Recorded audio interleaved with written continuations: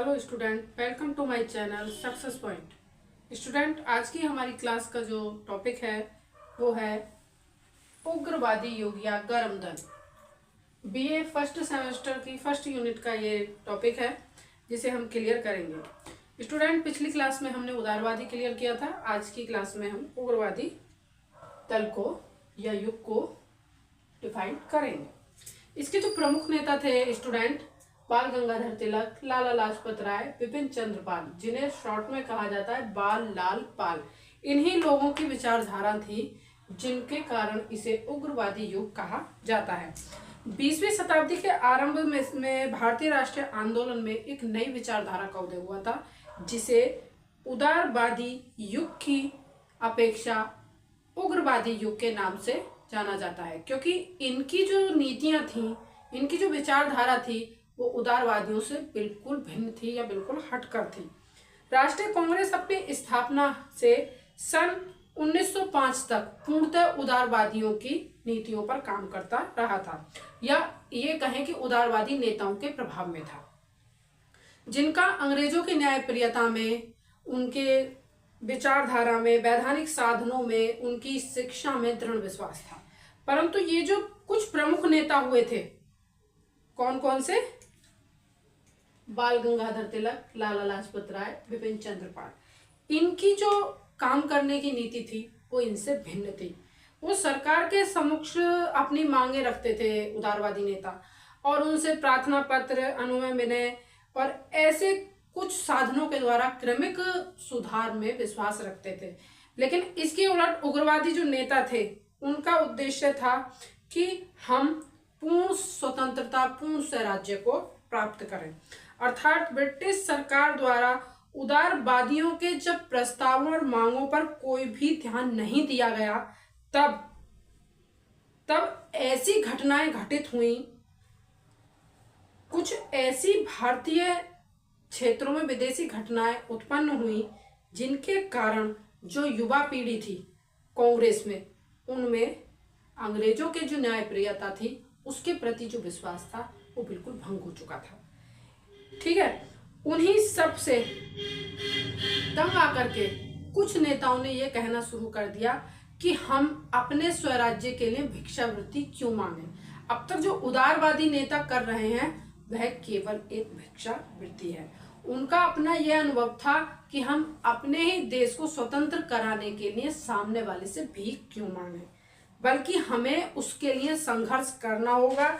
कुछ ऐसे साधनों को, ऐसे मार्गों को अपनाना होगा कि हम अपने पूर्ण स्वराज्य को प्राप्त कर सकें। इसके जो प्रतिपादक थे बाल गंगाधर तिलक, लाला लाजपत राय, विपिन चंद्र पाल थे, जिन्हें बाल लाल पाल के नाम से भी जाना जाता है। इन नेताओं ने 1906 से 1919 तक भारतीय राष्ट्रीय आंदोलन का नेतृत्व किया और इनका जो उद्देश्य था वो था स्वराज्य की प्राप्ति।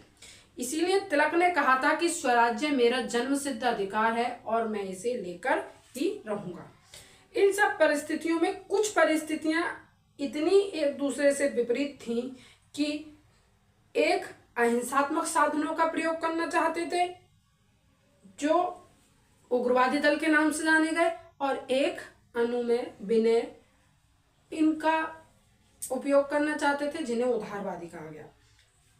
एक दल था जो बम, पिस्तौल, डकैती आदि में विश्वास रखने वाला क्रांतिकारी वर्ग था, और एक केवल प्रार्थना पत्रों, अपने सदस्यों को भेजकर उनसे अपनी बात रखना, ये सब चाहते थे। तो ये जो राष्ट्रीय आंदोलन को आगे ले जा रहा था ये वर्ग, ये क्रांतिकारी या उग्रवादी दल था। ठीक, उग्रवाद के उदय के कारण, कि उग्रवादियों का उदय क्यों हुआ, तो 20वीं शताब्दी तक आते आते उग्र राष्ट्रीयता का उदय हुआ। यह एकदम से नहीं हुआ था, इसको यह नहीं कह सकते कि आकस्मिक इसका उदय हुआ। घटनाएं और परिस्थितियां कुछ इस प्रकार बनने लगी कि इसके उदय का होना स्वाभाविक था। उग्रपंथ युग के प्रमुख कारण निम्नलिखित थे। सुधारों की अपर्याप्तता। लगभग 20 वर्षों तक उदारवादी नेताओं ने ब्रिटिश सरकार के समक्ष अपनी मांगों को प्रस्तुत किया। क्यों? क्योंकि वो चाहते थे कि जो सुधार है वो क्रमिक रूप से धीरे धीरे हो। उन्होंने इस सुधार को करने के लिए अंग्रेजी सरकार के सामने प्रार्थना पत्र, स्मृति पत्र, प्रतिनिधि मंडल, इन सब को प्रस्तुत किया और सरकार के समक्ष जनता की और अपनी मांगों को रखा। किंतु ब्रिटिश सरकार ने अनेक वर्षों तक इन मांगों पर कोई भी ध्यान नहीं दिया। फिर भी उदारवादी अभी भी मांगने में विश्वास रख रहे थे और निरंतर प्रयास कर रहे थे। उनका कहना था कि धीरे धीरे ब्रिटिश सरकार हमारी मांगों पर ध्यान देगी, परंतु ऐसा कुछ भी नहीं हो रहा था। उसका क्या परिणाम रहा कि 1892 का जो अधिनियम इन्होंने पारित किया वो भी असफल रहा। वो भी किसी भी तरीके से भारतीयों को संतुष्ट नहीं कर पा रहा था। उदारवादी नेता भी उससे असंतुष्ट थे। उनको भी लग रहा था कि जो हमारे द्वारा मांग की जा रही है उनमें अभी भी ब्रिटिश सरकार असफल रही है। इस पर लाला लाजपत राय ने कहा भी था कि भारतीयों को अब भिखारी बने रहने में ही संतोष नहीं करना चाहिए और ना ही उन्हें अंग्रेजों की कृपा पाने के लिए गिड़गिड़ाना चाहिए।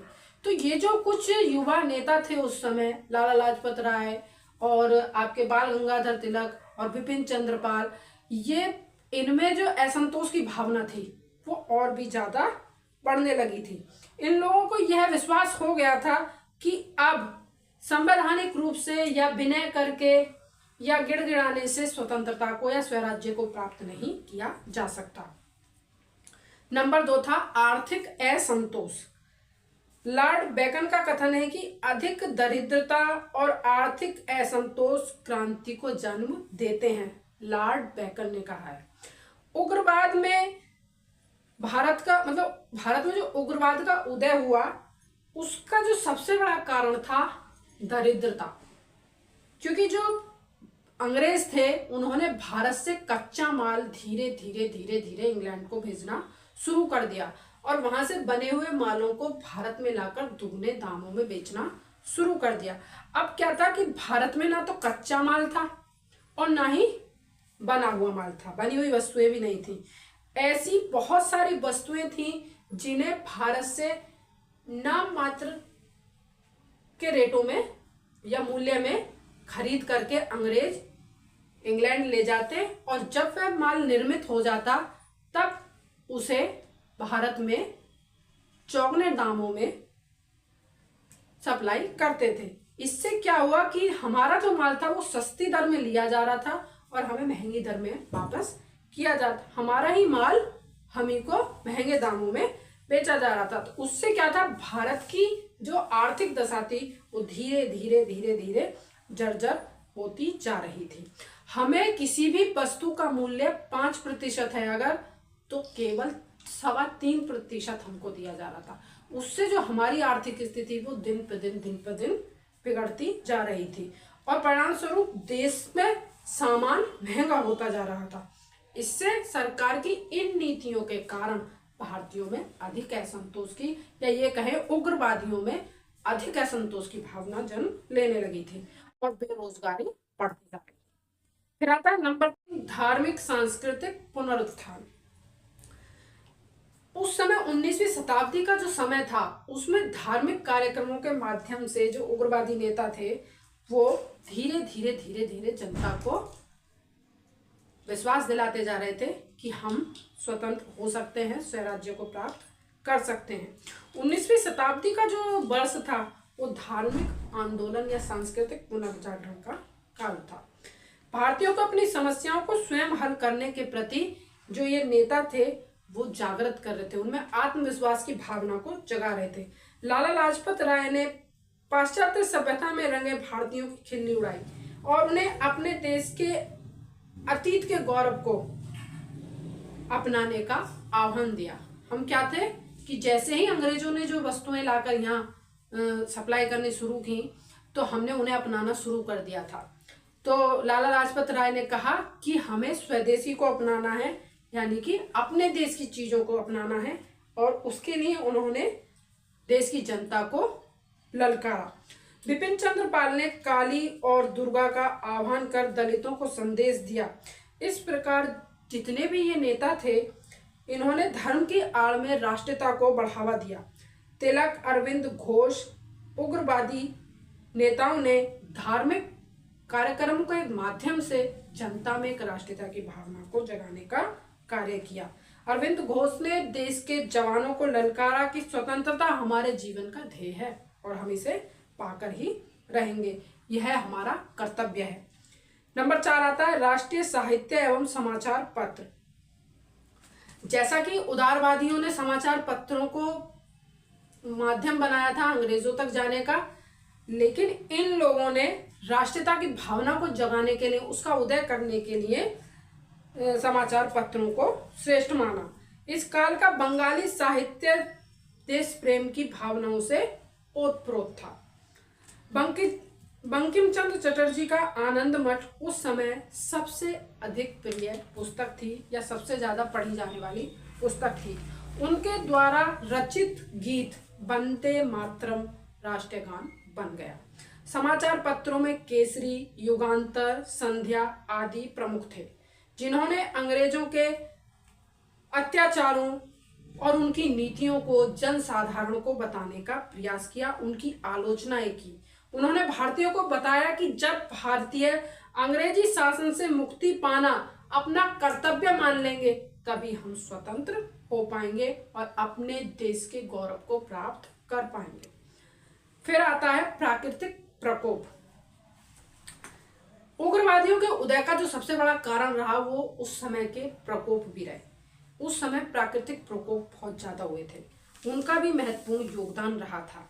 सन 1876 से 1900 तक 25 वर्षों में देश में 18 बार अकाल पड़े, जिसमें सबसे अधिक भीषण सन 1896 से 97 का अकाल था। इस अकाल का प्रभाव इतना अधिक था कि 7 करोड़ जनसंख्या और 70,000 वर्ग मील तक इसका प्रभाव पड़ा था, जिसमें शासन के द्वारा दी गई जो सहायता थी, ब्रिटिश शासन के द्वारा दी गई जो सहायता थी वो अपर्याप्त थी। साथ ही वो इतनी धीमी गति की थी कि उससे जनसाधारण को कोई भी लाभ नहीं हो पा रहा था। और ये तो अलग, एक तरफ तो जनता भूखी मर रही थी, दूसरी तरफ अंग्रेजी सरकार दिल्ली में महारानी विक्टोरिया के जन्म दिवस पर एक सभा का आयोजन कर रही थी। 1897 में दिल्ली में एक शानदार दरबार का आयोजन किया गया था। इस समारोह पर इतना धन अपव्यय किया गया कि अभी अकाल की स्थिति से मुक्ति नहीं मिल पाई थी और उधर एक दिल्ली में दरबार लगाया जा रहा था महारानी विक्टोरिया के जन्म दिवस के ऊपर। इस पर राम गोपाल ने कहा था कि सारा काम इस ढंग का था जैसे दुश्मन द्वारा जीते गए किन्हीं शहरों को फूका जा रहा हो।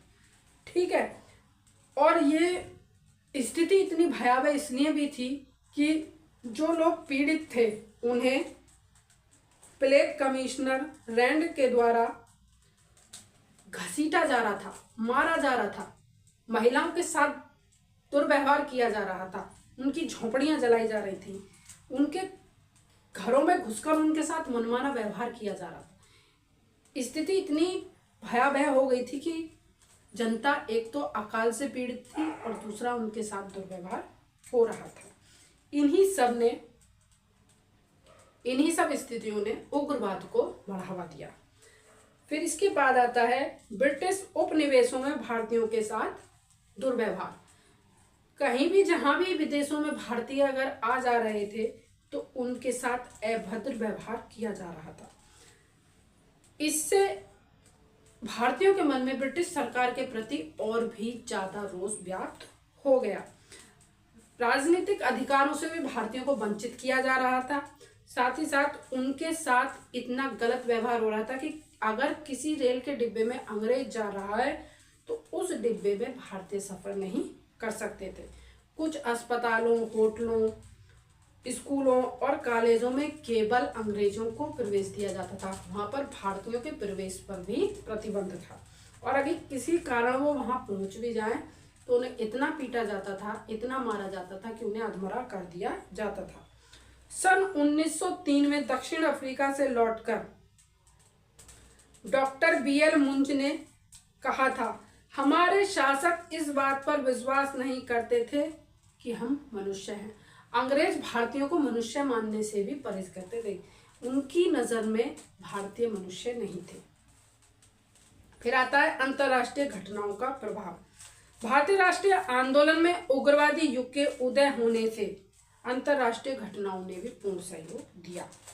1893 ईस्वी में इबिसिनिया की सेना ने इटली की महान सेना को पराजित किया। 1904-1905 में जापान ने महान रूस को पराजित किया। इन युद्धों ने भारतवासियों की निराशा की भावना को दूर कर दिया। इनके मन में भी यह भावना जागने लगी थी कि हम भी अंग्रेजों को हरा सकते हैं। जब इतने छोटे छोटे देश अपने स्वतंत्रता के लिए संघर्ष कर सकते हैं तो भारत एक विशाल देश है, वो भी अपने आप को पराधीनता से मुक्त करा सकता है। और इसी भावना के कारण नव युवकों में एक नव संचार हुआ।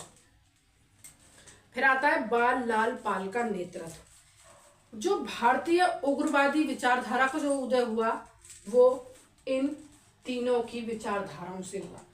इन लोगों ने इस तरीके से इस आंदोलन का नेतृत्व किया कि भारतीय जनता में राष्ट्रीयता की भावना उग्र रूप धारण कर गई।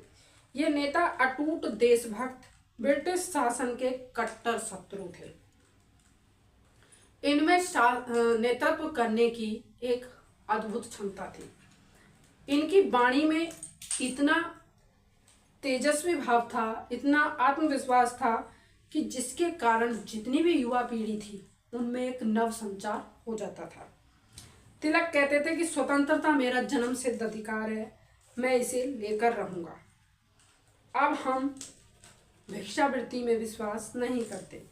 लाला लाजपत राय कहते हैं कि भिखारियों से अंग्रेज सबसे अधिक घृणा करते हैं और मैं सोचता हूं कि भिखारी घृणा का पात्र भी है। अतः हमारा कर्तव्य है कि हम सिद्ध कर दें कि हम भिखारी नहीं हैं। फिर आता है पाश्चात्य क्रांति सिद्धांतों का प्रभाव। जितनी भी अंग्रेजों की शिक्षा थी, जब हमने अंग्रेजी भाषा का अध्ययन किया, उन्हें पढ़ा और हमने क्या देखा कि उनको पढ़ने के बाद नव युवकों में एक स्वतंत्रता संबंधी नए विचार का संचार हुआ। उन्होंने अमेरिका, फ्रांस, इटली, आयरलैंड के स्वाधीनता आंदोलनों का अध्ययन किया। इसके परिणाम स्वरूप हमारे विचारों में एक विशेष प्रकार का अंतर उत्पन्न हुआ। फिर आता है जातीय कटुता और अंग्रेजों का अहंकार युक्त व्यवहार। सबसे ज्यादा जो राष्ट्रीयता की भावना को उदय किया वो अंग्रेजों के अहंकार, उनके व्यवहार। वो हमारे साथ इस तरीके का अभद्र व्यवहार करते थे, उदंड व्यवहार करते थे और अंग्रेजी समाचार पत्र भारतीयों के विरोध में इतना गंदा लिखते थे। वो क्या कहते थे? काला आदमी। भारतीयों को काला आदमी कहकर घृणित दृष्टि से देखते थे। इतना ही नहीं, आंग्ल समाचार पत्र जातीय कटुता का व्यवहार करते थे। अपमानजनक शब्दों से भारतीयों को पुकारा जाता था, जैसे लाहौर से प्रकाशित दी सिविल एंड मिलिट्री गजट पढ़े लिखे भारतीयों को बलबलाते बीए बाणशंकर, बीए गुलामदास जाति और कलंकी जाति जैसे शब्दों से संबोधित करते थे। इन्हीं सब शब्दों ने अंग्रेजों के प्रति भारतीयों के मन में एक उग्र रूप को उदय किया। फिर आता है बंगाल का विभाजन। लॉर्ड कर्जन का सबसे मूर्खतापूर्ण जो कार्य था 1905 में किया गया, बंगाल का विभाजन था। उसने बंगाल को पूर्वी तथा पश्चिमी दो भागों में बांट दिया। कहने के तो यह विभाजन प्रशासनिक सुविधा के लिए किया गया था, क्योंकि उस समय बंगाल एक विशाल प्रांत था, परंतु इस घटना ने वास्तव में हिंदू और मुसलमानों को दो भागों में बांट दिया था और परस्पर लड़ने के लिए एक षड्यंत्र था। राष्ट्रवाद की बढ़ती हुई लहर को रोकने के लिए अंग्रेजी सरकार ने यह एक षड्यंत्र रचा था कि फूट डालो और शासन करो, और यह इसका महत्वपूर्ण उदाहरण था जिसका भारत ने घोर विरोध भी किया था। परंतु बंगाल विभाजन इतनी तीव्र प्रक्रिया थी कि विभाजन न केवल बंगाल प्रांत के निवासियों को ही वरन पूर्ण भारतवासियों को झकझोर गया। सुरेंद्रनाथ बनर्जी ने कहा कि बंगाल का विभाजन हमारे ऊपर बम की तरह गिरा। हमने समझा कि हमारा घोर अपमान किया गया है। यानी कि इस बंगाल विभाजन का विरोध उग्रवादियों ने तो किया ही किया, उदारवादियों ने भी किया। गोपाल कृष्ण गोखले ने कहा, सबसे बुरी बात तो यह है कि बहुत से व्यक्ति अंग्रेजों की सत्यनिष्ठता और न्यायप्रियता में विश्वास खोने लगे हैं। बंगाल विभाजन के बाद अंग्रेजों की न्यायप्रियता से भारतीयों का विश्वास अब उठने लगा था। अब आता है उग्रवादियों की विचारधाराएं और उद्देश्य। उग्रवादी जो दल के जो नेता थे, उनकी जो विचारधारा थी उदारवादियों से भिन्न थी, विपरीत थी।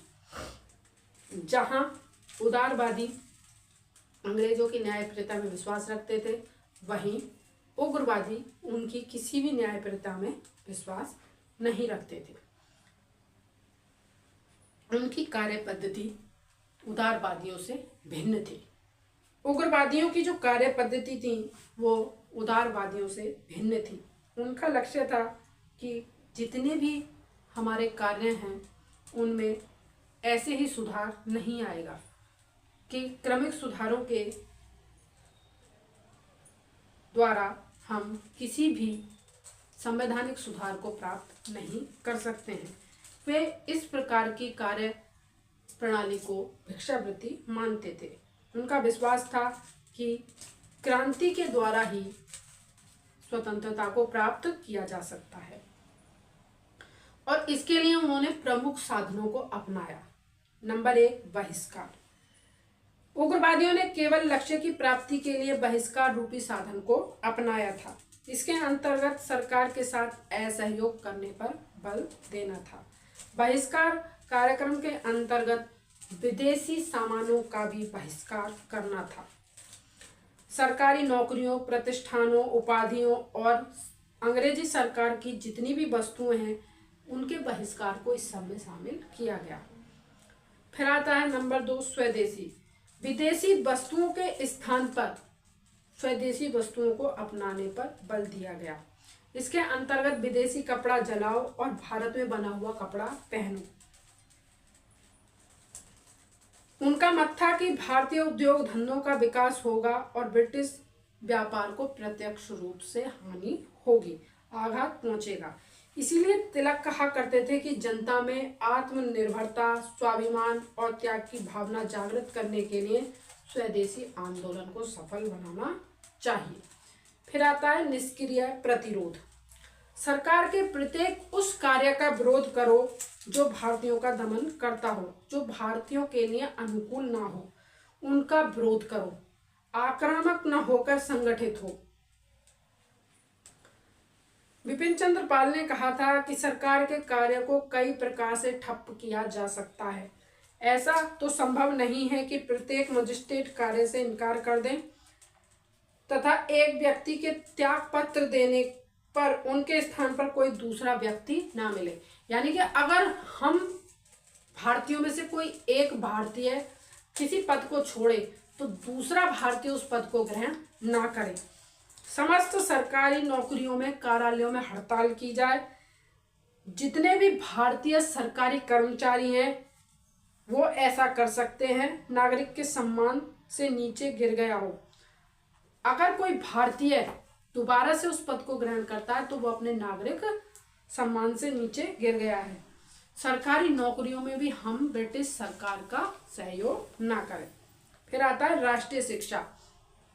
इन लोगों का कहना था कि हम पाश्चात्य शिक्षा की अपेक्षा अपने भारतीय स्कूलों में, विद्यालयों में मानसिक रूप से अपने आप को तैयार करें। ऐसे राष्ट्रीय विद्यालयों की स्थापना की जाए जो शिक्षा के साथ साथ विद्यार्थियों को भारतीय सभ्यता, संस्कृति और राष्ट्र प्रेम की भावनाओं से ओतप्रोत कर सके। तो इसमें तिलक के द्वारा दक्षिण शिक्षा समाज की स्थापना की गई, मदन मोहन मालवीय के द्वारा हिंदू विश्वविद्यालय की स्थापना की गई और योजनाओं को सफल बनाने का कार्य किया गया। अब आता है उग्रवादी आंदोलन की प्रगति और कांग्रेस में फूट, कि इनका उदय हुआ और कांग्रेस में कैसे फूट डली। तो सन 1905 का जो बनारस अधिवेशन था, वो कांग्रेस का जो अधिवेशन था, उसमें ही सर्वप्रथम बाल गंगाधर तिलक आदि उग्रवादियों ने उदारवादियों की राजनीतिक गतिविधियों को भिक्षावृत्ति का नाम दिया और उनकी कटु आलोचना की, लेकिन उदारवादी इसे अव्यावहारिक मानते थे। इस तरह कांग्रेस के प्रथम अधिवेशन में ही दो दल उभरकर सामने आने लगे थे। 1906 में बेल्स राजकुमार के स्वागत समारोह का उग्रवादियों ने विरोध भी किया था। फिर सन 1906 के जो कलकत्ता अधिवेशन हुआ, उसमें भी अध्यक्ष पद को लेकर दोनों दलों में विवाद उत्पन्न हो गया था। उदारवादियों ने दादा भाई नौरोजी को अध्यक्ष बनाने के लिए ब्रिटेन से बुलाया। इसमें कांग्रेस के कुछ लोगों ने इसे स्वीकार किया और कुछ ने इसमें विरोध भी किया। इसमें कांग्रेस ने कुछ कार्यक्रम स्वीकार किए, जैसे ब्रिटिश साम्राज्य के भीतर स्वराज्य, विदेशी वस्तुओं का बहिष्कार, स्वदेशियों का प्रचार, राष्ट्रीय शिक्षा का विकास प्रस्तावों को स्वीकार किया, पर उग्रवादियों ने इसे अपनी विजय समझा। जब ये सब प्रस्ताव स्वीकार किए गए तो उग्रवादियों ने इसे अपनी विजय समझा। इस प्रकार कलकत्ता में भी वातावरण कुछ ऐसा ही रहा। दोनों दलों में जो मतभेद था वह निरंतर बढ़ता ही गया और बाद में यह मतभेद इतना उग्र हो गया कि 21 वर्षीय दादा भाई नौरोजी को इंग्लैंड से भारत बुलाकर अध्यक्ष बनाया गया। उस समय तो समझौता हो गया, लेकिन अधिवेशन पूर्णतः सफल नहीं हो पाया। अब आता है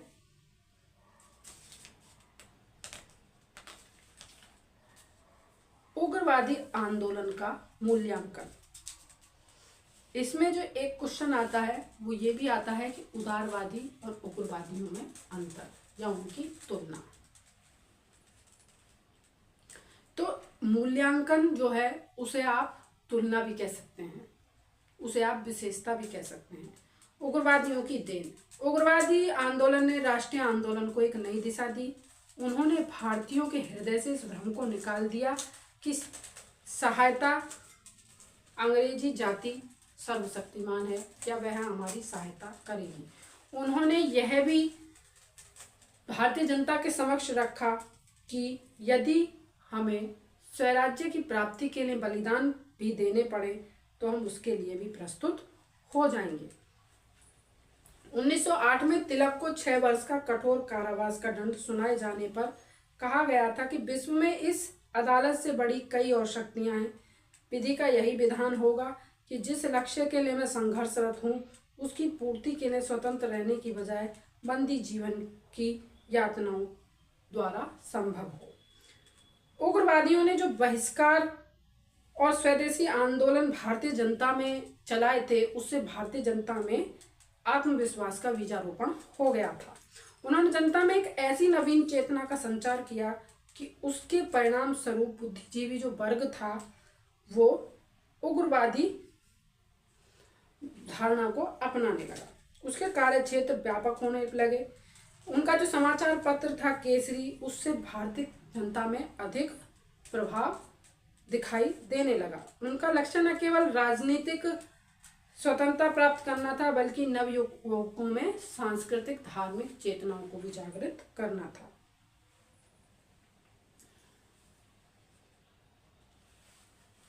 फिर आता है नरमपंथी और उग्रवादियों में अंतर।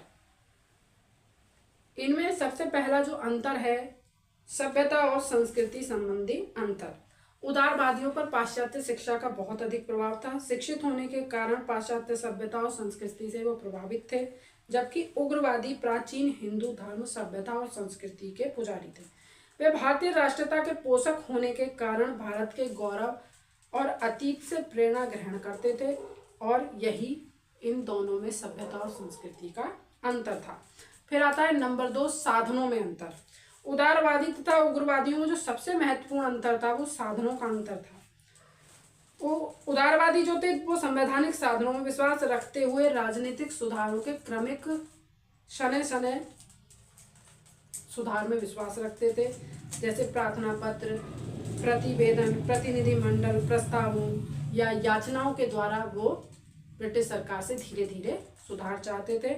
इसके विपरीत उग्रवादी स्वराज्य के लिए बहिष्कार, स्वदेशी, राष्ट्रीय शिक्षा जैसे साधनों को अपनाने पर विशेष बल देते थे। उनका मानना था कि यदि आवश्यकता पड़ेगी तो हम अहिंसात्मक रूप से भी तैयार रहेंगे। वह उदारवादियों के इन कार्यों को एक भिक्षावृत्ति से ज्यादा कुछ नहीं मानते थे और उन्होंने कहा था कि आराम कुर्सी की राजनीति के स्थान पर जेल यात्रा करना एवं विद्रोह का शंख फूंकना अत्यंत आवश्यक है। नंबर 3, ब्रिटिश शासन के प्रति दृष्टिकोण में अंतर। उदारवादी जो थे वो ब्रिटिश शासन के प्रति उदार दृष्टिकोण को अपनाते थे। उनका ये मानना था कि हमें अंग्रेजों से कुछ सीखने का अवसर मिलेगा, हमारे यहाँ उद्योगों का विकास होगा और हमारे लिए अंग्रेज कुछ कल्याणकारी सोचेंगे और हमारे लिए कुछ नया करके जाएंगे। जबकि उग्रवादियों का मानना था कि अंग्रेज हमारे लिए कोई वरदान नहीं है, ये हमें हिंदू मुस्लिमों का आपस पर लड़ाने वाले विरोधी हैं, इनका यहाँ से जाना ही श्रेष्ठ होगा। फिर आता है स्वशासन संबंधी धारणा में अंतर। यद्यपि उदारवादी और उग्रवादी दोनों का ही उद्देश्य स्वशासन की प्राप्ति था, परंतु दोनों के कार्य करने की धारणा में बहुत अंतर था। भारत ब्रिटिश शासन का अंग बना रहे ऐसा उदारवादी मानते थे, जबकि उग्रवादी इस विचारधारा के पूर्ण विरोधी थे, वो पूर्ण स्वराज्य के पक्षधर थे। फिर आता है रणनीति में अंतर। रणनीति में अंतर, जैसा उदारवादियों को बताया कि अनु में विनय की, उदारता, अनुशीलता की पद्धति पे उदारवादी काम करते थे, जबकि उग्रवादी इसके विपरीत थे। वो जनशक्ति में विश्वास रखते थे, संघर्ष टकराव की नीति में विश्वास रखते थे और जरूरत पड़ने पर विद्रोह या क्रांति को भी अपनाने से परहेज नहीं करते थे। अब आता है कि उग्रवादी नेता कौन कौन थे। तो उग्रवादी नेता थे बाल गंगाधर तिलक। भारतीय राष्ट्रीय आंदोलन के जो उग्रवादी नेता थे उनमें सबसे पहले तिलक का नाम आता है। उग्रवादी राष्ट्रीय आंदोलन के अग्रदूत तिलक का जन्म 23 जुलाई 1856 को शिवाजी की भूमि महाराष्ट्र में हुआ था। वे बहुत ही तीव्र बुद्धि के थे, उनका हृदय विरोधी भावनाओं से पूरित था। किसके लिए? अंग्रेजों के लिए। वे कट्टर हिंदू थे और भारतीय संस्कृति में उन्हें गर्व था। 1879 में 1879 में LLB परीक्षा उत्तीर्ण करने के बाद एक शिक्षक के रूप में उन्होंने अपना अध्यापन कार्य प्रारंभ किया था, परंतु विदेशी शासन को अभिशाप समझते हुए उन्होंने जीवन भर ब्रिटिश शासन को चुनौती दी। ठीक है।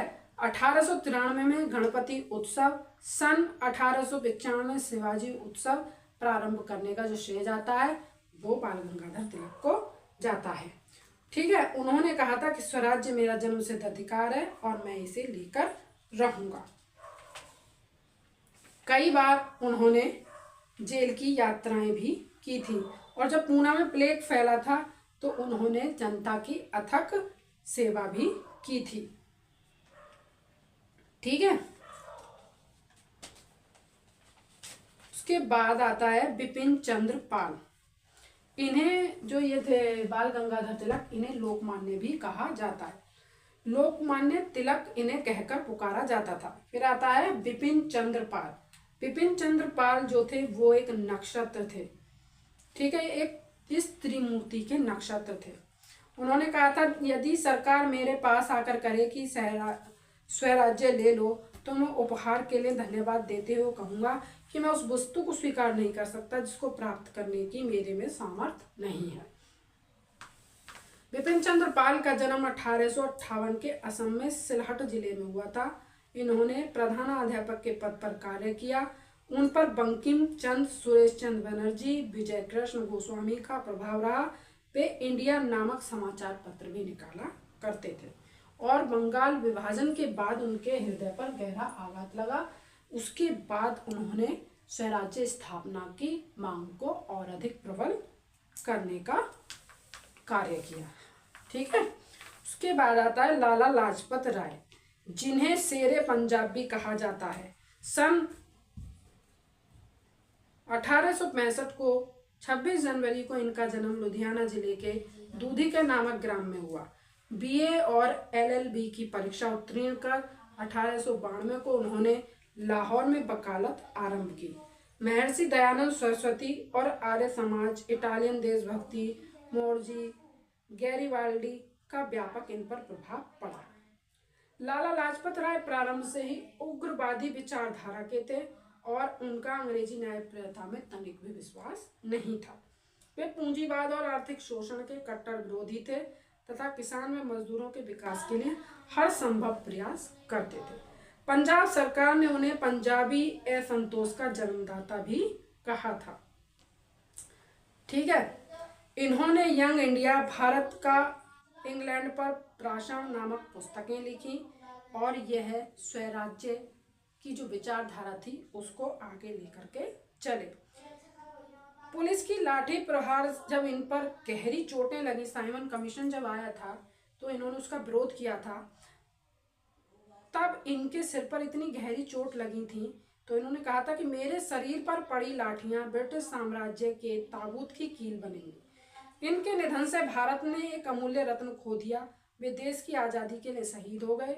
उनके निधन पर शोक प्रकट करते हुए गांधी जी ने कहा, एक विशाल नक्षत्र भारतीय गगनमंडल से लोप हो गया था।